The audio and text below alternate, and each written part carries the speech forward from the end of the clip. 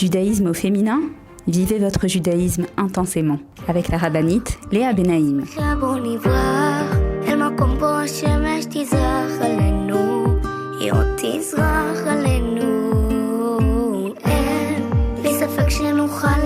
Bonjour à toutes et bienvenue sur Torah Box Radio depuis Jérusalem pour notre émission de judaïsme au féminin. J'espère que vous allez bien. Alors officiellement, on est bien rentré dans le mois de Elul. Certaines sont encore en vacances, mais un juif, il vit avec le calendrier juif. Donc même si on est en vacances, même si on est encore en août, notre tête doit être dans Elul. Et comme je vous l'ai expliqué la semaine dernière, et je crois même encore la semaine d'avant, et je ne vais pas m'arrêter de l'expliquer jusqu'à la fin du mois d'Elul, ce mois d'Elul, c'est un mois cadeau. C'est un mois merveilleux. C'est un mois qui symbolise l'amour d'Hachem pour nous. Je vous l'avais expliqué. On va continuer aujourd'hui, Bezrat Hashem, dans notre émission, de se pencher donc sur ce mois, comme je l'ai dit, magique, merveilleux, incroyable. On va également utiliser la paracha de la semaine, la paracha de Ki Tetsé cette semaine, pour un petit peu comprendre le travail qu'Hachem attend de nous dans ce mois de Elul. Et Bezrat Hashem, donc que des bonnes choses, que des choses intéressantes. Je vous invite à vous mettre en place et à me retrouver juste après la pause. Je vous attends. Retrouvez tout de suite Judaïsme au féminin avec la rabbinite Léa Benaïm. Avec Maaser.com, calculez le montant de votre Maaser en quelques clics. Grâce au site Maaser.com, développé par Torah Box, calculez le montant de votre Maaser chaque mois de manière simple, précise et conformément à la halakha. Maaser.com, un autre site exclusif made in Torah Box. Avec le Beth Midrash virtuel de Torah Box, étudiez la Torah en groupe sans vous déplacer.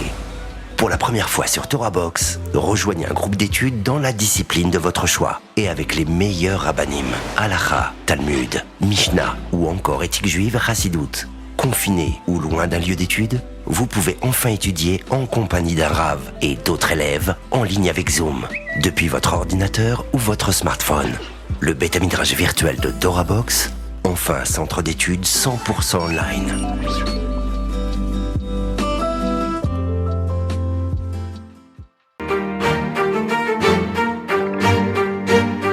Judaïsme au féminin, vivez votre judaïsme intensément avec la rabbinite Léa Benaïm.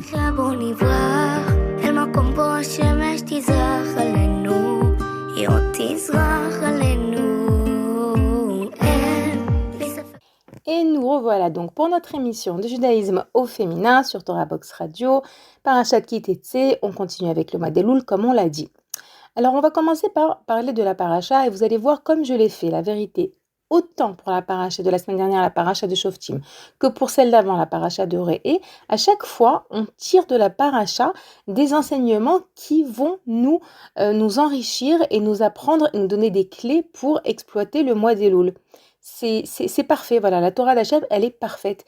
Dans la paracha de Re'é, on avait parlé du libre arbitre, de prendre conscience qu'on a le choix, entre autres. Dans la paracha de Shoftim, on avait parlé de ces barrières, de ces juges qu'on doit se mettre, etc. À chaque fois, je glane comme ça, dans la paracha, des enseignements qui correspondent au travail à faire en Elul. Et donc là, la paracha de Ki Tetsé la milchama, lorsque tu vas sortir en guerre. D'abord, il faut savoir que c'est une paracha qui est pleine de mitzvot.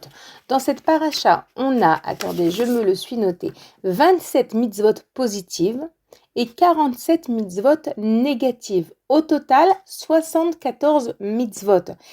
Si vous faites un petit calcul, qu'on a dans la Torah une cinquantaine de parachiotes, on a 613 mitzvot, 74 mitzvot dans notre paracha, c'est-à-dire que on dépasse les 10%, je ne sais pas exactement, 12, j'ai pas fait le calcul, 12% peut-être, mais je crois que c'est une des parachiotes avec le plus grand nombre de mitzvot, si ce n'est la paracha qui a le plus grand nombre de mitzvot.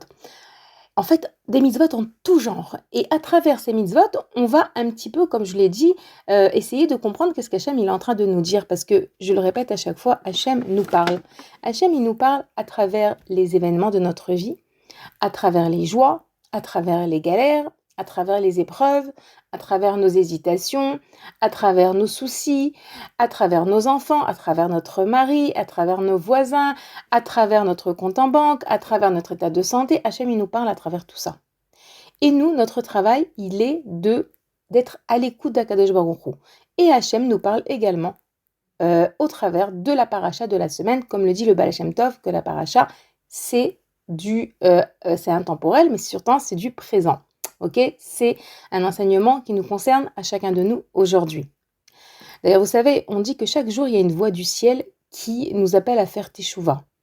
Et le Baal Shem Tov, il dit, mais si on ne l'entend pas, cette voix, alors à quoi elle sert? Et en réalité, c'est parce que, c'est ce que je viens de dire, que Hachem, en vérité, il s'adresse à nous à travers tout ce qui nous entoure. Donc, notre approche, elle est de se dire ce qu'il m'arrive, ce que je ressens, ce que je perçois, ce que je vis, ce que je vois, ce que j'entends.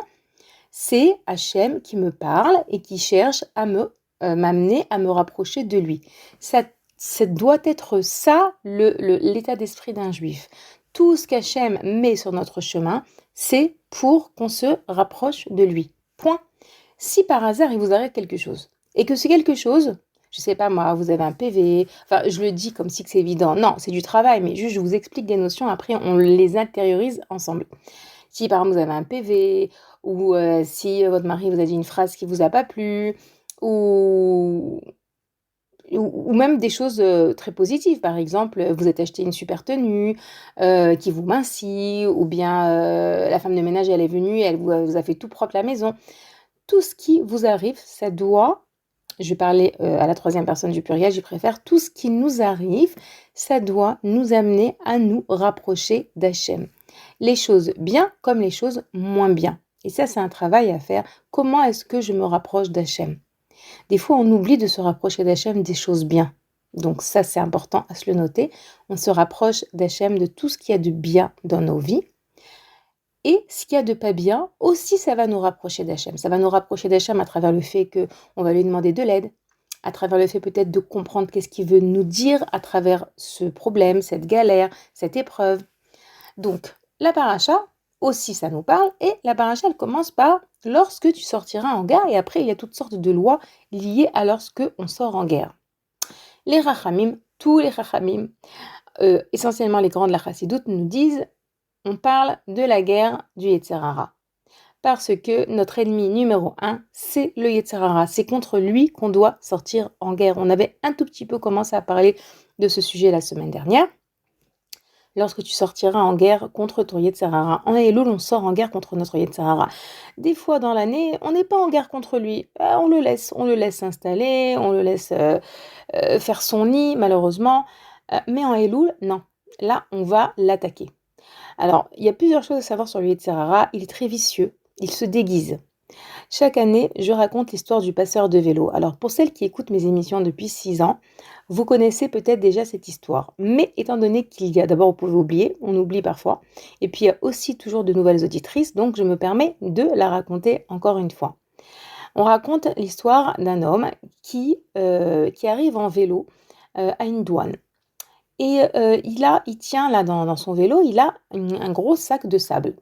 Il arrive donc devant le bureau de douane et la frontière, et le douanier lui dit « Est-ce que vous avez quelque chose à déclarer ?» Et l'homme qui lui dit « Non, j'ai rien à déclarer. »« Ah ok, vous avez quoi là dans ce sac derrière vous ?» Il fait « Ah bah c'est du sable. »« Ah d'accord, ok, si c'est du sable, vous pouvez passer. » Le lendemain, notre monsieur à vélo arrive de nouveau à la frontière, et de nouveau le douanier lui pose la question « Est-ce que vous avez quelque chose à déclarer ?» Et il dit « Non, j'ai rien à déclarer. » Mais vous avez quoi là-bas derrière? Ben, c'est du sable, vous savez, hier aussi je vous l'avais dit. Ah non, mais c'est quand même bizarre d'avoir du sable. Attendez, moi je vais prendre un échantillon de sable et je vais l'envoyer en laboratoire. Et c'est quoi? Ben, il envoie en laboratoire et revient la réponse, il s'agit du sable, il n'y a rien d'autre que du sable. Ok, donc le douanier laisse passer notre bonhomme. Le 3e jour, pareil, 4e jour, pareil. Ah, c'est très bizarre, un monsieur qui passe des sacs de sable. Mais bon, c'est du vrai sable, quoi. Donc, j'ai pas de quoi l'arrêter, j'ai pas de quoi le suspecter, et voilà. Les années passent, 20 ans passent. Nos 2 hommes se retrouvent, ils sont déjà vieux, ils sont déjà à la retraite, ils se retrouvent dans un bistrot. Vous connaissez les bistrots? Et là, le douanier, il dit à notre monsieur, « Ah, je me rappelle de toi. À l'époque, là-bas, il y avait une frontière, aujourd'hui elle n'existe même plus. Tu passais tous les jours et tu tu avais un sac de sable et tous les jours tu passais et j'étais toujours intriguée de me dire mais qu'est-ce que fait ce monsieur? Tu peux me le dire aujourd'hui ce que tu faisais? Et notre homme de lui répondre, eh ben c'est très simple. Je passais des vélos. J'avais une usine de vélos. Je voulais pas les déclarer pour ne pas payer les impôts et je passais des vélos. Mais en fait, ce qui t'intriguait, c'était mon sac de sable. Et donc tu ne remarquais même pas que j'étais en train de faire passer des vélos. Waouh! Cette histoire, c'est un machal, c'est une parabole. Moi, j'aime beaucoup les paraboles parce que ça nous aide à nous apercevoir et à prendre conscience de certaines choses pour nous faire comprendre que on a un Yetzer Hara. Et parfois, on se trompe, on ne sait pas c'est quoi notre Yetzer Hara, on croit que c'est ça, on n'a pas su vraiment mettre le doigt dessus. En vérité, si on veut s'améliorer, et on veut s'améliorer en Elul, tout le monde veut s'améliorer en Elul, on sait qu'on a un jugement, donc on a le tzad, le côté de la ira, de la crainte du ciel. Hachem, il veut qu'on réussisse notre jugement et il nous donne un mois de préparation. Et on veut exploiter ce mois parce qu'on sait combien pèse sur la balance, ok, l'année qui va venir, combien combien de parnassa, combien de santé, combien de nachat des enfants, dans tous les domaines de notre vie. Donc on sait qu'on doit se préparer et aussi parce que on sait qu'une mitzvah, on l'accomplit avec crainte et avec amour. Donc on a parlé de la crainte, oui, on a la crainte du jugement, mais on a aussi l'amour, on veut revenir vers Hachem. Si Hachem, il déverse sur nous pendant tout le mois d'Elul ces 13 attributs de bonté, de miséricorde, Yud Gimel Midot HaRachamim, c'est pour nous aider à faire ce travail, c'est pour qu'on ressente la miséricorde d'Hachem et qu'on arrive plus facilement à nous rapprocher de lui. Ça me rappelle une autre parabole ramenée par le Rav Adin Steinzal, Zichrono Livracha, qui dit, imaginez-vous que quelqu'un vient, un grand donateur vient, et il vous dit, vous savez quoi? Donnez-moi toutes vos dettes, ok? Je m'occupe de les couvrir, ok? Qu'est-ce que vous allez faire? Vous allez essayer de vous rappeler de toutes vos dettes. Vous allez rentrer à la maison et vous allez dire à votre femme, comme ça elle raconte le Rav, c'est où on a des dettes, dans quelle banque, à qui on doit de l'argent. Pourquoi? Parce que on a quelqu'un qui veut les couvrir. Et donc, on s'en rappelle, on veut s'en rappeler, on veut sûrement pas les oublier parce qu'on veut les gérer, on veut s'en occuper, on veut s'en débarrasser. Et ben, il dit, c'est pour ça, c'est cet exemple, cette parabole, elle vient et elle nous explique pourquoi est-ce que le mois de Elul est un mois de slichot, donc de pardon, et de rachamim, de miséricorde. Parce que en temps normal dans l'année, on n'aime pas trop se rappeler de ce qu'on a fait de mal. On n'aime pas trop passer par l'étape de la remise en question. Elle est obligatoire toute l'année, pas que en Elul. Mais on va dire que c'est pas ce qu'il y a de plus sympathique, d'accord? Mais en Elul, ce travail, il va être accompagné et il doit être accompagné de ce sentiment que Akadosh Baruch Hu, il est bon, il est miséricordieux et il veut me pardonner. C'est quoi les slichot? C'est quoi les slichot? Le shofar, les slichot, Hachem, il nous pardonne. Et donc à ce moment-là, on doit, oui, aller chercher, aller creuser pour refaire monter à la surface toutes les choses pour lesquelles on aimerait, oui, qu'Akadosh Baruch Hu nous pardonne. Donc si dans l'année on en oublie, si dans l'année on n'a pas envie d'y penser, si dans l'année ça nous stresse, là c'est comme ce monsieur qui vient de s'entendre dire qu'il y a quelqu'un, un grand donateur qui veut lui couvrir toutes ses dettes. Là on va chercher et on va vraiment s'efforcer de regretter tout ce qu'on a fait et tout ce qu'on fait qui nous éloigne d'Hachem, qui nous fait malheureusement pencher notre jugement du mauvais côté. Toutes ces choses-là qu'on ne voudrait pas dans notre vie. D'ailleurs, je vous invite aussi à faire un exercice sympa que j'aime bien faire aussi. C'est, vous pouvez le faire à l'écrit, mais c'est toujours bon, même quand je donne des exercices à faire à l'écrit, de les exprimer à voix haute, de dire à Hachem ce que je ne veux pas. Je crois que je vous l'ai déjà dit dans une des émissions précédentes, ça me rappelle quelque chose. Bon, en tout cas, je voulais dire par là que ce qu'on ne veut pas, on doit l'exprimer devant Hachem pour que Kadosh Baruch Hu comprenne où est-ce qu'il se trouve notre cœur. Je veux pas, par exemple, dire du mal de quelqu'un. Je veux pas manquer de respect à ma mère. Je veux pas être désordonnée à la maison. Je veux pas manger des bêtises, des choses qui sont pas saines pour ma santé. Je veux pas. Quel intérêt de dire je veux pas? Parce que lorsque je dis je veux pas, je suis en train de montrer à Hachem qu'en vérité, mon intériorité, elle est pure. À l'intérieur de moi, mon cœur, lui, il veut que ce qui est bon pour moi. Il veut faire que la volonté d'Akadosh Baruch Hu. Malheureusement, j'ai un Yetzer Hara qui me fait tomber, qui me fait parfois dire du Lachon Hara, qui me fait parfois m'énerver avec ma mère, qui me fait parfois manger trop de bêtises, qui me fait parfois, voilà. mais je ne veux pas ça et je le dis, je l'exprime. Hachem, je ne veux pas de ce comportement. Et ça, c'est très cher aux yeux d'Hachem. Pourquoi c'est très cher? Parce qu'Hachem, c'est écrit Rahmana Liba Bae. Hachem, ce qu'il veut, c'est notre cœur. Et lorsqu'on exprime ce qu'on ne veut pas, en vérité, on exprime ce qui est à l'intérieur de notre cœur pur. Lev Taor Bara Li Elokim. Hachem nous a créé un cœur pur. Et on doit être à l'écoute de ce cœur pur et prendre conscience de combien est-ce qu'il est pur. Rabbi Nachman parle beaucoup de la prise de conscience de ce qu'on appelle nos nekudot tovot, nos points positifs. Parce que lorsque je réalise que j'ai énormément de points positifs, alors je ne m'identifie plus avec mes avérotes. Non, je ne suis pas quelqu'un qui m'énerve, je ne suis pas quelqu'un qui dit de la shonara, je ne suis pas quelqu'un de désordonné. Non, je suis quelqu'un avec un cœur pur qui affronte et qui sort en guerre contre son Yetzer Hara. Ki tetzeh la milchama lo ivecha. Ok. Les filles, je vous rappelle que vous pouvez m'écrire à l'adresse mail suivante radio@torah-box.com. Une petite pause et on reprend tout de suite après.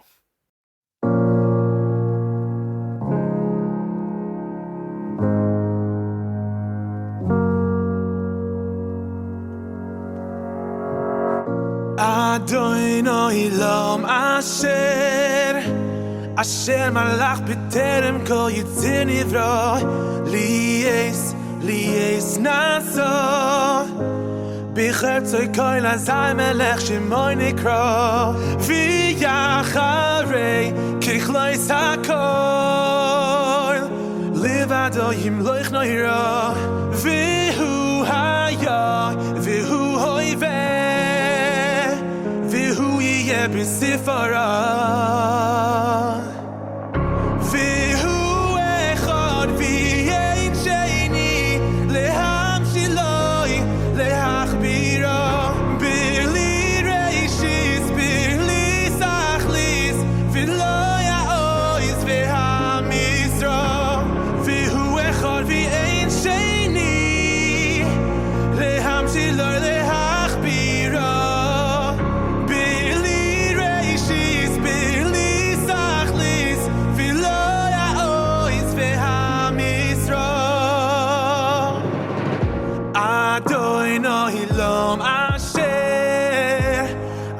malach b'terem kol yitzir nivra Lies naso B'chertzoi kol azay melech shemoy nikra V'yacharei kichlois hakol Livado yimloich noira V'hu haya V'hu hoiveh V'hu yiyeh b'sifara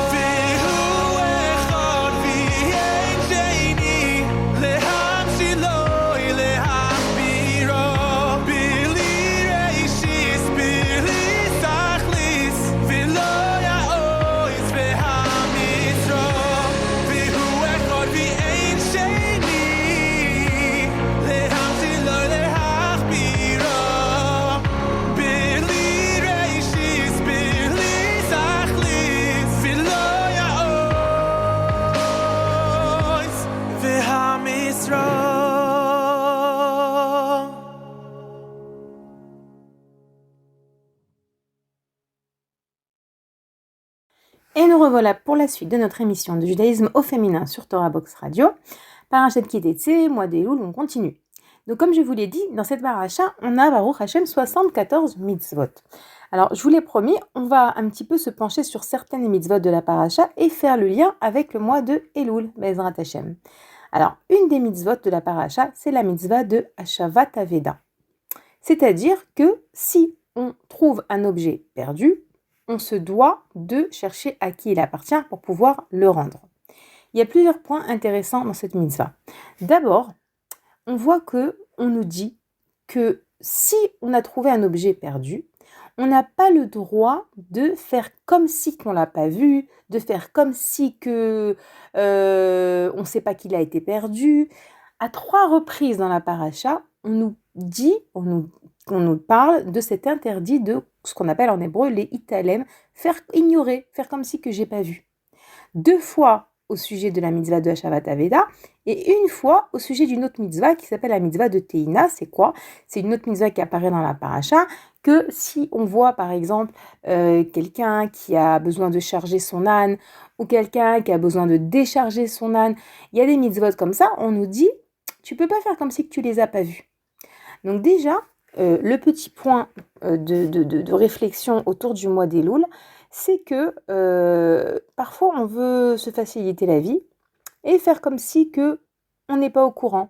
On n'est pas au courant qu'on a une voisine qui a accouché. On n'est pas au courant que la grande-tante de notre mari, elle a perdu son mari, elle est Yeshevet Shiva. Elle est, comment on appelle ça? Elle est en semaine de deuil. On n'est pas au courant, on veut les italem.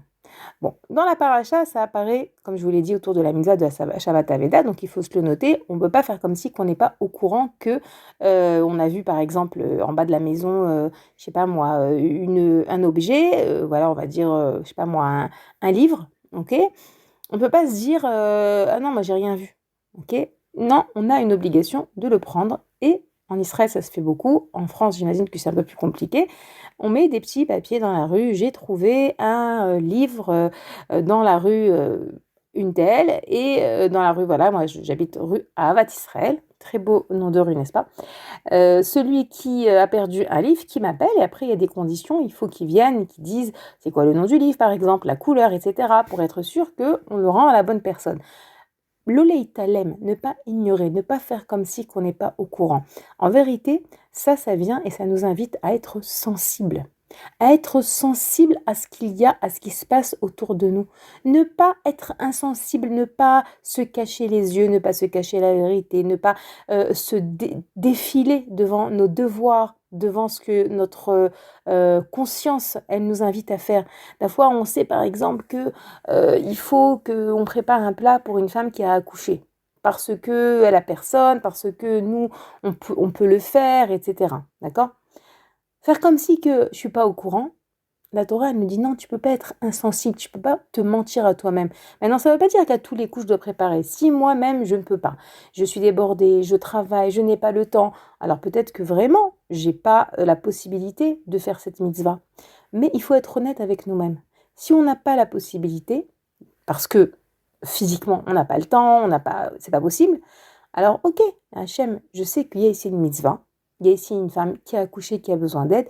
Personnellement, je n'ai pas moyen de l'aider. Je peux l'aider autrement. Je peux l'aider peut-être en lui gardant les enfants, ou je peux l'aider peut-être en allant au supermarché, en lui achetant quelques courses qu'elle a besoin. Je peux l'aider peut-être juste je sais pas moi, en lui lançant une machine, j'en sais rien, ou même juste en allant lui dire bonjour. En allant lui faire un grand sourire, un grand Mazal Tov, acheter peut-être un petit cadeau pour les enfants qui sont à la maison et qui sont jaloux du bébé. Baruch Hashem, vous savez, quand on veut faire du chesed, vraiment, je vois beaucoup ça à Torah Box. C'est pas une émission de publicité pour Torah Box que je fais, mais je vois vraiment ça, que lorsqu'on veut faire du chesed, alors vraiment, il n'y a pas de limite. Il y a une imagination débordante. Je vois le pôle chesed à Torah Box. Mais quelle imagination! Mais si c'est pour les femmes des Avrechim du Kollel, si c'est pour des veuves, des orphelins, si c'est pour des enfants qui n'ont pas de quoi partir en vacances, leur proposer des activités, des sorties à prix extrêmement raisonnable, c'est pas raisonnable, même c'est très bas prix. aller rendre visite aux malades dans les hôpitaux. Il y a un nouveau projet à Torah Box incroyable, c'est qu'il y a une matinée par semaine, même peut-être plus qu'une matinée, en tout cas il y a un jour dans la semaine où des femmes, des bénévoles, des mamans, des grands-mères, des femmes qui ont un petit peu de temps et elles ont envie avec ce temps de faire une mitzvah, elles viennent. On leur fait, à Torah Box, on leur fait toutes les courses, du poulet, des légumes, du poisson, tout ce qu'il faut, et elles cuisinent. Dans la villa de Torah Box, elles cuisinent, et en fait, elles préparent comme ça 200 plats qui après sont distribués, si c'est pour une femme qui a accouché, si c'est pour quelqu'un dont la maman est à l'hôpital, enfin, ou des personnes, voilà, pour des personnes qui en ont besoin. Donc, oui. J'en suis venue à parler du Chesed parce que c'était pas prévu. Je voulais parler essentiellement du fait que dans cette paracha autour de la mitzvah de Shabbat Aveda, on nous dit de ne pas ignorer. Et puis c'est arrivé à parler du Chesed et c'est vrai aussi que les Chachamim nous disent Tshuva, Utfila, Utzdaka, Ma'avirim et Roi Agzera. La Tshuva, la prière et la Tzedaka font passer la rigueur du jugement. C'est-à-dire que à chaque fois, je vous rappelle qu'Akadosh Baruch Hu, il nous donne toutes les clés. Il nous donne toutes les clés pour gagner notre procès. Il nous dit la tchouva, la tfila et la tzedaka. Ça veut dire en Elul, on redouble de tchouva, de tfila et de tzedaka. La tzedaka, je vous rappelle qu'il y a différentes formes de tzedaka. C'est important de se le rappeler. Il y a la tzedaka qu'on donne avec de l'argent. Donc si c'est à des personnes nécessiteuses, si c'est à des associations, ça c'est ce qu'on fait avec de l'argent. Il y a de la tzedaka qu'on fait avec notre corps, par exemple quand on va aider quelqu'un. Voilà, lorsque on aide quelqu'un, on va lui faire ses courses ou on l'aide à s'occuper de ses enfants, c'est avec son corps. Il y a une aide aussi qui s'appelle une aide psychologique, qui est par exemple lorsque on écoute quelqu'un qui a besoin de déverser son cœur et on l'écoute, on la conseille. Ça aussi, c'est une forme de tzedaka. Une autre forme de tzedaka, c'est aussi la tzedaka spirituelle. Par exemple, vous avez entendu un cours qui vous a renforcé, qui vous a apporté, vous l'envoyez à une amie.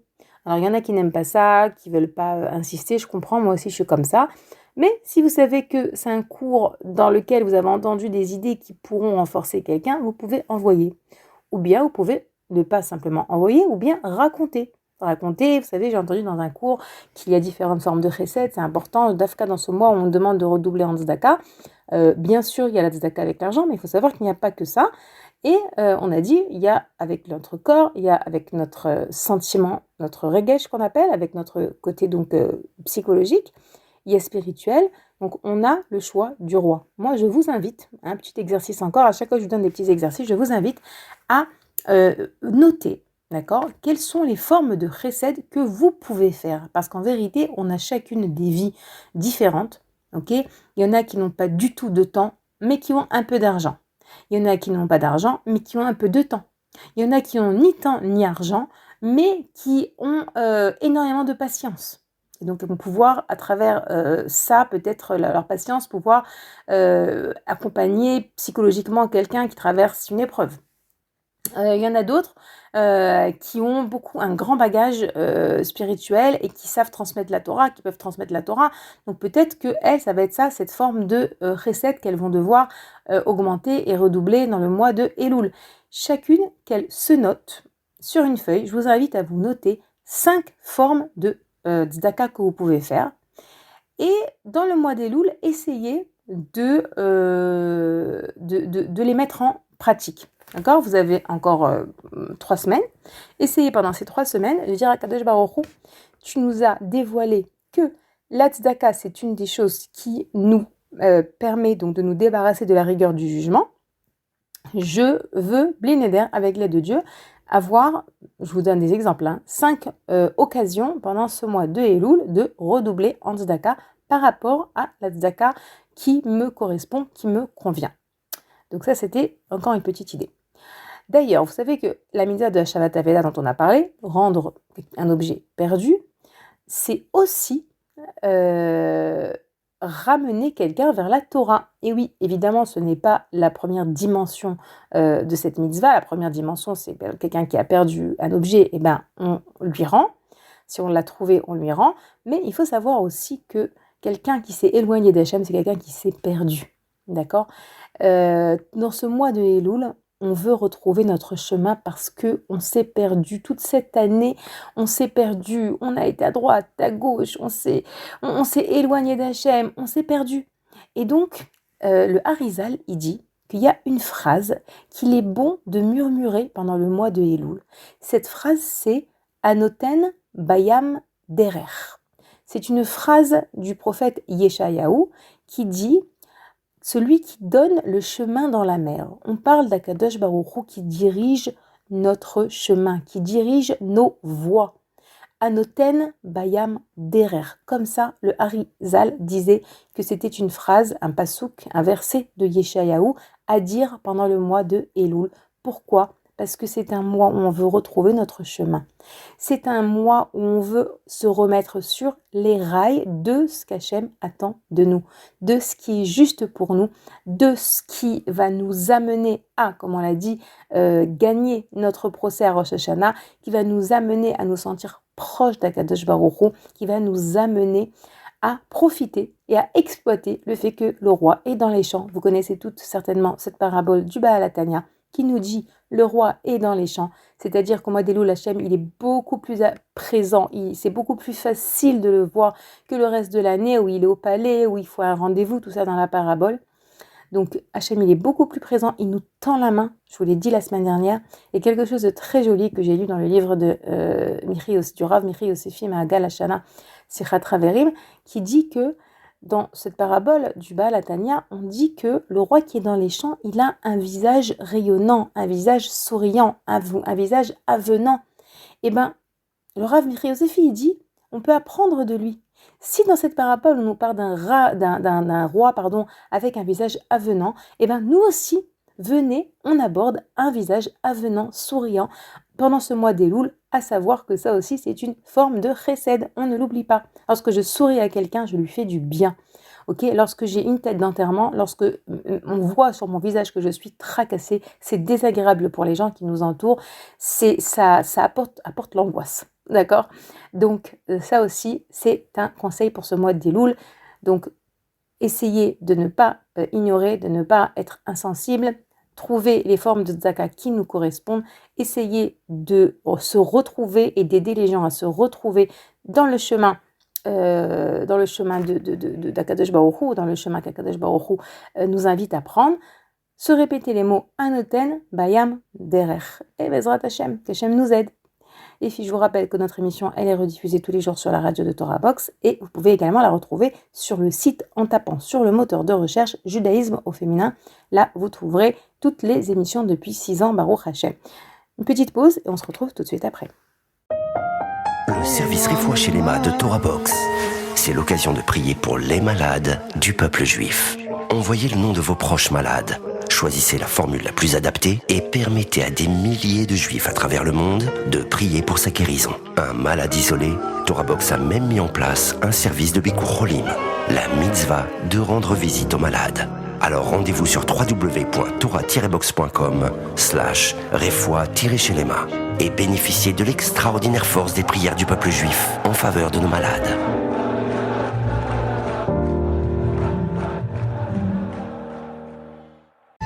Torah Box Yaladim, c'est la Torah pour nos enfants.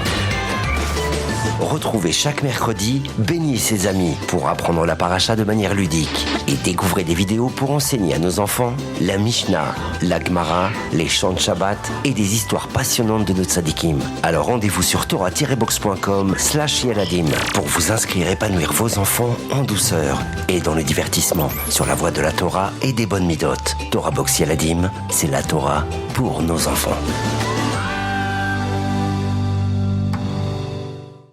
Et nous revoilà pour la suite de notre émission de judaïsme au féminin sur Torah Box Radio, Parashat Kitetse, spécial Elul. Donc, on a une autre mitzvah dans la paracha, qui est une mitzvah hyper essentielle dans notre judaïsme. Une mitzvah dont on a l'habitude de parler et d'accomplir à la période de Purim. Et il s'agit de la mitzvah de se souvenir de ce qu'Amalek nous a fait. Oui, lorsqu'on lit la paracha de Zachor, c'est ce passage de la paracha de Kitetse que nous lisons. Souviens-toi de ce qu'Amalek t'a fait lorsque tu es sorti d'Égypte.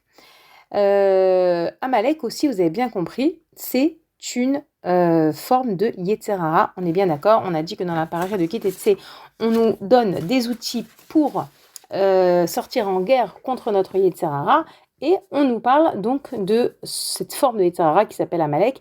Alors, il faut comprendre que je vais pas vous parler trop de Amalek, de qui il était, pourquoi est-ce que il nous a agressés au niveau de son histoire, parce que j'en parle beaucoup à la période de Pourri. Il y a un autre accent que je veux mettre aujourd'hui autour de cette mitzvah, de se souvenir de ce qu'Amalek nous a fait, et une mitzvah qu'on doit accomplir tous les jours. Vous savez que tous les jours, on a des choses qu'Hachem nous demande de nous souvenir. Une de ces choses, c'est ce qu'Amalek nous a fait au sortir d'Égypte. Et il faut savoir que ces mitzvot du souvenir, ce sont des mitzvot qui sont bien spécifiques. Elles ont été choisies par Hachem, par la Torah, et il y en a également qui ont été choisies par les sages, parce que chacune d'entre elles symbolise quelque chose de très très important. D'accord ? On a par exemple également dans la paracha le devoir de se rappeler, de se souvenir de ce qui est arrivé à Myriam lorsqu'elle a dit du Lashon Hara, qu'elle a eu la lèpre. Dans la paracha, on nous parle de la lèpre, dans cette paracha de Kitetse. Donc une des choses dont on doit se souvenir tous les jours, c'est également de ce qui est arrivé à Myriam. Pourquoi ? Pour nous rappeler l'importance et la place de combien est-ce qu'on doit être vigilant sur ce qui sort de notre bouche. C'est une des mitzvot essentielles. On sait que le deuxième Beth Amikdash a été détruit à cause de la haine gratuite. On dit que cette haine gratuite était traduite par du Lashon Hara. On nous dit également que Adam et Chava, donc le début de notre histoire, sont tombés dans le piège du serpent. Le serpent, c'est le Yetzer Hara, Amalek, ok ? À cause du Lashon Hara que le serpent... Je vais revenir à Amalek. Là, juste, je vous parle un petit peu de Myriam et de l'importance de se souvenir, et je vais revenir à Amalek. C'est une parenthèse dans une parenthèse, d'accord ? On sait que Adam et Chava, ils ont fauté, ils ont mangé du fruit interdit parce qu'ils ont été convaincus par les paroles, attention. D'ailleurs, en araméen, le serpent se dit chivia, qui veut dire parler. Ils ont été convaincus par les paroles du serpent. Les paroles du serpent qui étaient Hachem ne veut pas que vous mangiez du fruit du Etz Hadat. Pourquoi il ne veut pas ? Parce que si vous en mangez, vous allez tous avoir comme lui, et il ne veut pas que vous soyez comme lui. Donc en fait, le serpent a dit du Lashon Hara sur Hachem, ni plus ni moins. Adam et Chava y ont cru à ce Yetzer Hara, à ces paroles du Yetzer Hara, et donc ils sont tombés en fait dans la faute du Lashon Hara. C'est incroyable. C'est une explication que j'avais lue autour de Rosh Hashanah dans un livre de Rav Kluger. Combien on ne se rend pas compte, j'en reparlerai peut-être à la période de Rosh Hashanah pour faire le lien avec Rosh Hashanah, mais on ne se rend pas compte combien la Shmirat HaLashon et ce qui sort de notre bouche, c'est fondamental dans notre avodat Hashem. D'accord ? Il y a des mitzvot qui sont des mitzvot fondamentales. Toutes les mitzvot sont très importantes, mais il y a des mitzvot qui sont fondamentales, comme Shmirat HaLashon, Va'ahavta l'Ereacha kamocha, le Shabbat. Il y a des mitzvot qui sont fondamentales. Donc, dans cette paracha, on nous demande de nous souvenir de ce qui est arrivé à Myriam. Et toutes les mitzvot du souvenir, comme je l'ai dit, elles sont importantes. Elles viennent nous apprendre qu'il y a des choses qui sont à la base de notre avodat Hashem. Et à la fin de la paracha, on a donc également la mitzvah de se souvenir de ce qu'Amalek nous a fait. En réalité, il y a une parabole qui nous raconte que c'est comme un papa qui a pris son petit garçon sur ses épaules. Et ils se sont promenés comme ça. Et en fait, le petit sur les épaules de son père, il était bien parce qu'en fait, il n'avait pas besoin de marcher, quoi. Il était porté. Et voilà que à un moment, le petit, sur les épaules de son père, il voit un monsieur et il lui dit au monsieur, dis-moi, est-ce que tu n'as pas vu mon père ? Et le père, il se dit, mince, alors moi je le porte sur mes épaules et il demande où je suis. Il va faire tomber, le papa, il va faire tomber le petit par terre, il va avoir un chien qui va venir et le petit va dire, papa ! Et donc, le père va prendre son enfant et il va lui dire, tu vois, quand tu étais sur mes épaules, tu m'as pas vu, mais tu étais protégé. N'oublie pas que tu étais sur mes épaules. Et les Chachamim de nous dire que cette parabole, c'était nous. On est sortis d'Égypte. Hachem, il nous a transportés. Il a fait les 10 plaies aux Égyptiens. Il nous a ouvert la mer Rouge. Il a aplati le désert en direction du Har Sinaï. Il nous a mis les nuées de gloire. Il nous a entièrement protégés. Malheureusement, il y a un Yetzer Hara qui est venu et qui a fait que les Bnei Israël se sont posé la question, Ayesh Hashem bekirbenu im ayin. Est-ce qu'Hachem, il est parmi nous ou pas? C'était une question impensable. Mais comment est-ce que les Bnei Israël ont pu se poser la question est-ce qu'Hachem il est avec eux, alors que jusqu'à maintenant, depuis le début de l'histoire de la sortie d'Égypte, il y a qu'Hachem qui les protège. L'Égyptien, il boit un verre, c'est pas de l'eau, c'est du sang. Le Juif, il boit un verre, c'est de l'eau. L'Égyptien, il ne voit rien, c'est la Maca, la plaie de l'obscurité. Le Juif, il voit. Ils ont été portés par Hachem. Donc, lorsque dans le désert, ils vont dire cette fameuse phrase Ayesh Hashem bekirbenu imayin, est-ce qu'Hachem il est parmi nous ou il n'est pas là? Là, Amalek il va arriver. Amalek il va arriver et il va faire prendre conscience aux Bnei Israël qu'en vérité, ils ont oublié Hachem. Ils ont oublié Hachem. Et malheureusement, ce Amalek, il est encore présent à l'intérieur de notre cœur, à l'intérieur de notre tête. Et il s'appelle le Yetzer Hara de l'oubli. On oublie Hachem. On oublie tout ce qu'Hachem fait pour nous. On oublie combien de fois Hachem il nous a sauvés, combien Hachem il nous a accompagnés, il nous a trouvé des solutions, il nous a éclairés, il nous a soutenus. On oublie. C'est ça qui nous fait fauter. Vous savez, ce Shabbat, ça va être la Iloula de Rabbi Tzadok HaKohen de Lublin, grand tzaddik de la Chassidoute. Il y a une phrase très belle qui va un petit peu dans le sens de ce que je suis en train de vous dire. Une très belle phrase de Rabbi Tzadok HaKohen qui nous dit « Ikar ha'averot ba'im michamat ashirecha » L'essentiel des fautes viennent à cause de l'oubli, parce qu'on a oublié. Je peux vous assurer que quand je prépare un cours et que je vois la main d'Hachem, que je trouve cette référence de Rabbi Tzadok, alors que je suis en train d'étudier que Amalek c'est l'oubli, je me dis ouais Hachem, c'est incroyable comment tu fais les liens, toi-même tu les fais les liens. Rabbi Tzadok, dont c'est la Iloula Shabbat, vous savez que lorsqu'on se lie à un tzaddik, c'est bon de dire son nom, c'est bon d'étudier quelque chose sur le tzaddik. Là je vous donne un enseignement. Ikar ha'averot ba'im michamat ashirecha. L'essentiel des fautes, elles viennent à cause de l'oubli. On a oublié Hachem, on a oublié tout ce qu'Hachem il a fait pour nous, on a oublié combien est-ce qu'on lui est redevable, on a oublié. D'ailleurs, il y a un Rav qui s'appelle le Baal Yitavlev Misget. Voilà, je ne connais pas, mais dans un livre, j'ai lu ce nom. Il dit que les dernières lettres du mot Amalek se forment la phrase Rak Ra Kol Ayom. Je répète, Rak Ra Kol Ayom. Si on prend les dernières lettres de cette phrase, on a le mot Amalek. Ça veut dire quoi? Rak Ra Kol Ayom. Ça veut dire que du mal toute la journée. Ça veut dire que Amalek, c'est quoi? C'est celui qui voit que noir, qui voit que du noir, qui voit rien de bien, qui voit tout négatif. D'accord?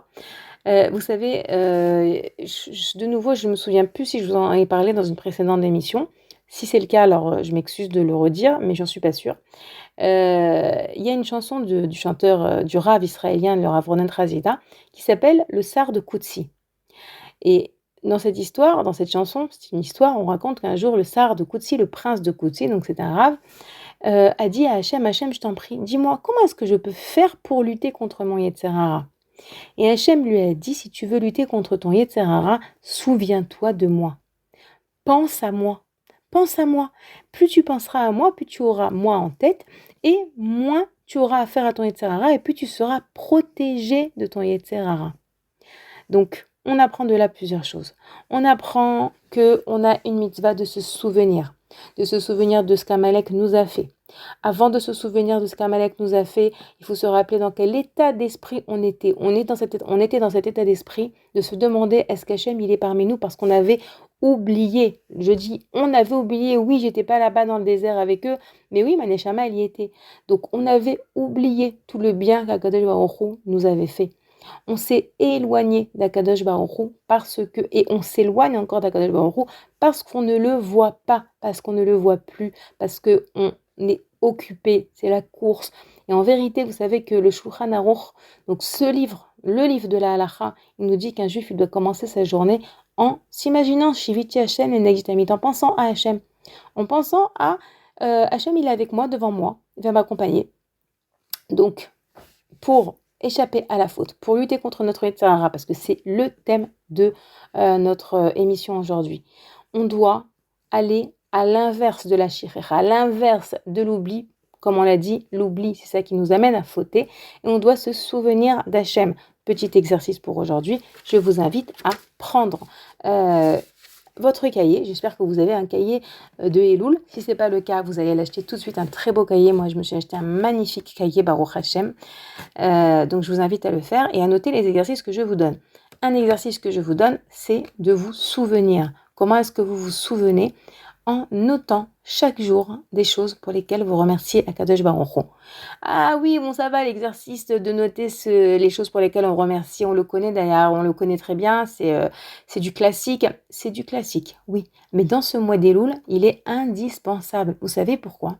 Parce que comme nous le dit le Rav Pinkus, lorsqu'Akadosh Baruch Hu nous donne quelque chose, il nous a ouvert une porte. Lorsqu'on remercie pour cette chose, la porte reste ouverte. Si on ne remercie pas pour la chose, chas v'shalom, la porte elle peut se refermer et c'est beaucoup plus difficile de réouvrir une porte qui s'est fermée que d'utiliser une porte qui est déjà ouverte. Donc là, on va à la porte de la nouvelle année, à la porte de l'année Tafshin Pe Zayin. À la porte de cette année, on veut laisser ouvertes les portes qui étaient ouvertes déjà jusqu'à présent et on veut en ouvrir d'autres. D'accord? Toutes les choses qu'on a reçues cette année, moi je sais que la rabbinite Chava Shmeilovitch, c'est qui j'ai étudié, elle dit qu'elle invite à faire un exercice qui est un peu compliqué. Je ne vous dis pas que je l'ai fait vraiment dans les détails, mais elle invite à, pendant ce mois d'Elul, à remercier Akadosh Baruch Hu dans le détail de, par exemple, combien de notes d'électricité j'ai payé cette année. Combien de loyers j'ai payé cette année? Combien d'habits je me suis acheté cette année? Combien de restaurants, je sais pas, par exemple, j'ai fait cette année? Et comme ça, de remercier pour tout ce que j'ai eu, tout ce que j'ai reçu, tout ce qu'Akadosh Baruch Hu m'a donné, en fait, dans l'année Tafshin Pevav. D'abord, ça me permet de me souvenir d'Hachem, ça me rappelle combien est-ce que je lui suis reconnaissante, combien est-ce que je lui suis redevable, combien est-ce qu'il m'aime et réaliser l'amour qu'Hachem nous porte, c'est un moyen également de revenir vers lui et de lutter contre le mal, contre le Amalek, contre le Paro, contre le Yetzirah qui est à l'intérieur de nous, d'accord? Et ça permet aussi également à la porte de rester ouverte et on a besoin que la porte reste ouverte et comme je l'ai dit, non seulement que la porte de ce qu'on avait déjà cette année, elle reste ouverte, elle s'ouvre peut-être même encore mieux et que d'autres portes qui ne sont pas ouvertes s'ouvrent, comme nous dit David Ameller, Bou, She'arav, Betoda, venez dans ces portes avec le Toda, avec le remerciement. Le fait de remercier, ça ouvre des portes. Et donc là, comme je vous l'ai dit, on veut absolument, Bezrat Hashem, passer par la porte principale à l'approche de Rosh Hashanah. On n'est pas encore à l'approche, on a quand même 3 semaines à peu près, mais voilà, j'essaie de vous mettre dans le bain. Voilà les filles, c'est un petit peu les différents sujets que je voulais aborder avec vous. Bezrat Hashem, j'espère que ça vous a apporté, que ça vous a renforcé, que ça vous a rempli, que vous allez faire les exercices, que ça vous a rapproché d'Akadosh Baruch Hu, que ça vous a donné envie d'exploiter le mois d'Elul. Et si cette émission, elle vous a renforcé, vous ferez une grande tzedaka de la diffuser à d'autres personnes autour de vous parce que je mets énormément de cœur dans ces émissions et j'aimerais qu'elles arrivent à un maximum de personnes. Merci Hashem. Odul Hashem Kitov, Kili Olam Prazdos. Je vous rappelle que vous pouvez m'écrire à l'adresse mail suivante radio@torah-box.com. À très bientôt.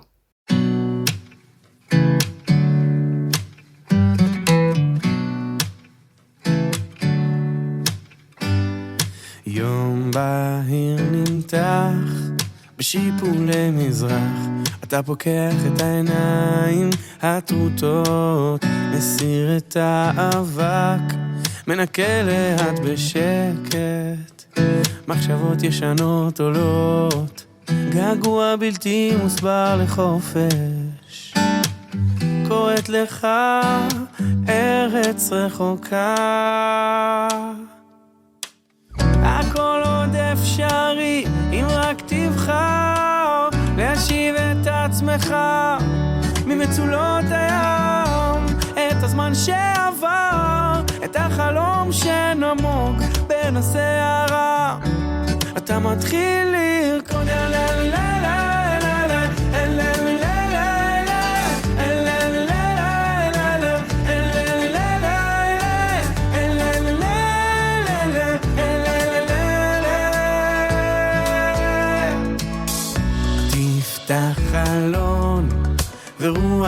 ישר תלטף את שערך, תזכיר לך שהתקווה לא ברחה לשום מקום, היא רק קצת מסתתרת בתוך לבך.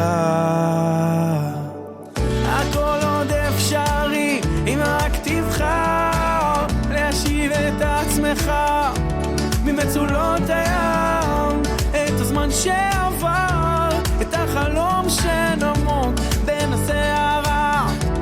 אתה מתחיל לרקוד, הכל עוד אפשרי אם רק תבחר להשיב את עצמך ממצולות הים, את הזמן שעבר, את החלום שנמוג בין הסערה.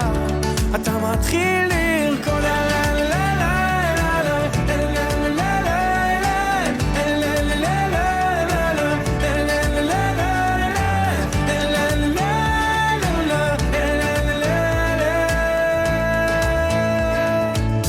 הכל עוד אפשרי אם רק תבחר להשיב את עצמך ממצולות הים, את הזמן שעבר, את החלום שנמוג בין הסערה.